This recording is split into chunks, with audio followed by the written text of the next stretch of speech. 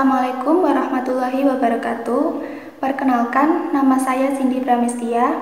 Kami dari kelompok 8 akan menjelaskan tentang makalah kami yang berjudul Media Pengolah Kata dalam penulisan karya ilmiah yang mencakup auto table of content, auto figure, dan auto table. Sebelum membahas tentang auto table of content, auto figure, dan juga auto table, di sini saya akan menjelaskan terlebih dahulu apa itu media pengolah kata. Media atau aplikasi pengolah kata atau word processor merupakan software atau perangkat lunak yang digunakan untuk mengolah kata dan berkaitan dengan dokumen seperti tahapan membuat, mengedit, memodifikasi, menyunting, maupun mencetak dokumen. Media pengolah kata ini banyak digunakan untuk membuat naskah laporan, artikel, brosur, karya tulis, surat menyurat, dan lain-lain. Contoh aplikasi pengolah kata. 1. Microsoft Word. Microsoft Word adalah aplikasi pengolah kata yang sangat populer pada saat ini. Aplikasi yang dikembangkan oleh Microsoft ini terdapat dalam satu paket Microsoft Office. Fungsi dari aplikasi ini yaitu 1. Membuat surat, 2. Membuat tabel, 3. Memasukkan gambar, 4. Memasukkan dokumen. Kelebihan dari aplikasi ini adalah 1. Memudahkan dalam menyelesaikan pekerjaan, 2. Menghemat waktu dalam pekerjaan, 3. Menghemat kertas dan biaya.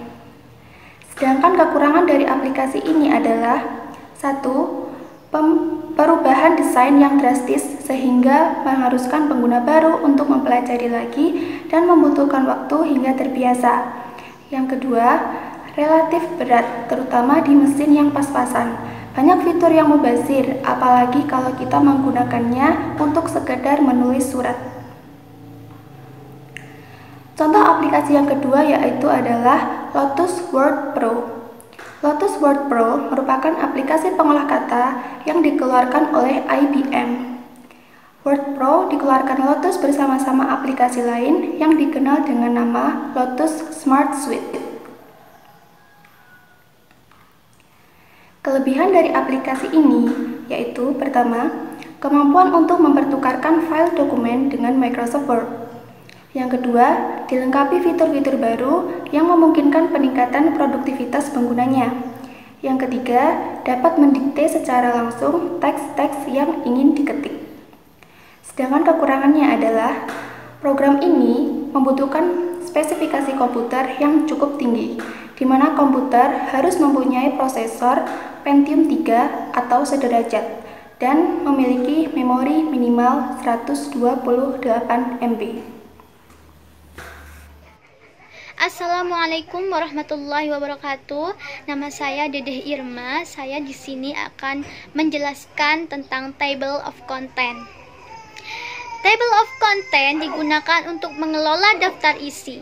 Dengan menu user bisa menyisipkan daftar isi secara otomatis pada sebuah halaman dokumen.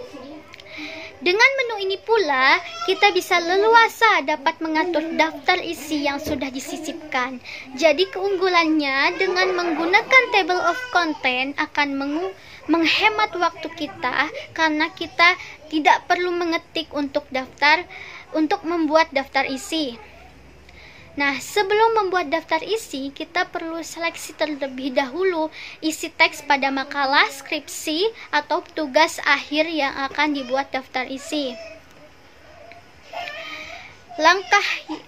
Sebelum ke langkah yang pertama, saya akan menjelaskan bahwa setiap makalah, skripsi, maupun tugas akhir itu pasti mempunyai judul, yaitu bab 1, bab 2, bab 3, ataupun subjudul bab 1.1 atau A besar dan sebagainya. Lalu subjudul 1.1.1 atau A kecil dan sebagainya. Oke, ke langkah yang pertama. Seleksi terlebih dahulu bab 1. Nah, bab 1 ini kita blok, lalu kita aktifkan tab reference, klik add text, lalu jadikan level 1. Langkah kedua yaitu subjudul. Subjudul biasanya disimbolkan dengan 1.1 atau A besar. Itu kita blok, lalu kita aktifkan reference, lalu klik tombol add text dan jadikan level 2. Yang ketiga yaitu subjudul. Kita klik atau kita blok, lalu kita klik tab reference, lalu kita klik juga tombol add text dan jadikan level 3. Dan setelah bab, subbab, dan sub-subbab diatur sesuai level masing-masing, kita sediakan kertas kosong yang akan dibuat daftar isi, lalu kita klik reference lagi, lalu klik table of content. Nah, secara otomatis table of content atau daftar isi akan teratur dengan sebaik mungkin. Sudah teratur secara otomatis. Lalu keterangannya apabila kita hendak menambahkan level baru pada daftar isi, kita tinggal mengeklik kanan pada daftar isi, lalu pilih table, lalu kita update file, klik update insert, maka judul, subbab, dan sub-subbab akan muncul. Yang kedua, sedangkan untuk memperbaharui halaman, kita bisa lakukan dengan mengklik kanan pada daftar isi, lalu pilih update file number only, maka halaman baru yang diperbaharui akan muncul. Kenalkan, nama saya Dania Salsabila. Di sini saya akan menjelaskan tentang teknik penulisan autofigur dan autotable. Autofigur atau autotable sendiri memiliki 3 langkah dalam teknik penulisannya. Yang pertama, daftar gambar. Daftar gambar ini merupakan sebuah rincian yang menjelaskan informasi dari gambar yang terdapat pada jurnal atau pada buku yang letaknya sebelum bab 1 dan sesudah daftar isi. Yang kedua adalah daftar tabel. Daftar tabel ini menjelaskan informasi dari tabel yang terdapat pada sebuah jurnal ataupun sebuah buku. Daftar tabel sendiri terletak setelah daftar gambar dan sebelum memasuki pada bab selanjutnya. Untuk fungsi dari daftar gambar dan daftar tabel, yaitu untuk menginformasikan data gambar dan tabel yang berada di sebuah jurnal atau buku. Sedangkan untuk tujuannya sendiri, yaitu untuk memudahkan para pembaca agar lebih mudah untuk menemukan gambar ataupun tabel yang dibutuhkan untuk menjadi sumber referensi. Yang ketiga, yaitu pembuatan dan penomoran tabel.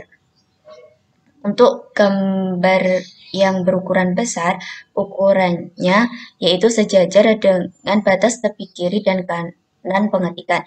Sedangkan untuk ukuran yang kecil, yaitu posisinya simetris dengan batas tepi halaman.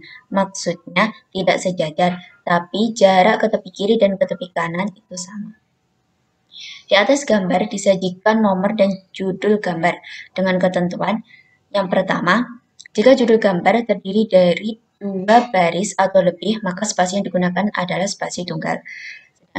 Yang kedua, nomor gambar terletak 2 spasi di bawah baris terakhir teks. Nomor gambar ini dibagi menjadi 2 bagian. Yang pertama menunjukkan nomor bab tempat gambar itu dimuat, sedangkan yang kedua menunjukkan nomor urut tabel pada bab tersebut. Kesimpulannya, yang pertama, media atau aplikasi pengolah kata merupakan sebuah software atau perangkat lunak yang biasanya digunakan untuk mengolah kata yang berkaitan dengan dokumen seperti tahapan membuat, mengedit, memodifikasi, menyunting, mencetak. Bahkan banyak digunakan untuk membuat laporan, artikel, brosur, karya ilmiah, dan lain-lain. Yang kedua, table of content biasanya digunakan untuk mengolah daftar isi. Jadi dengan table of content kita akan lebih mudah dapat membuat daftar isi secara otomatis, maka tidak perlu lagi membuat secara manual. Yang ketiga, daftar gambar merupakan sebuah rincian yang menjelaskan informasi dari gambar yang ada di jurnal maupun yang ada di buku. Biasanya letaknya itu sebelum memasuki bab 1 dan sesudah daftar isi dari sebuah jurnal maupun buku. Dan daftar tabel merupakan sebuah rincian yang menjelaskan informasi tabel yang ada di buku maupun di jurnal. Biasanya letaknya itu adalah setelah daftar gambar dan sebelum memasuki bab.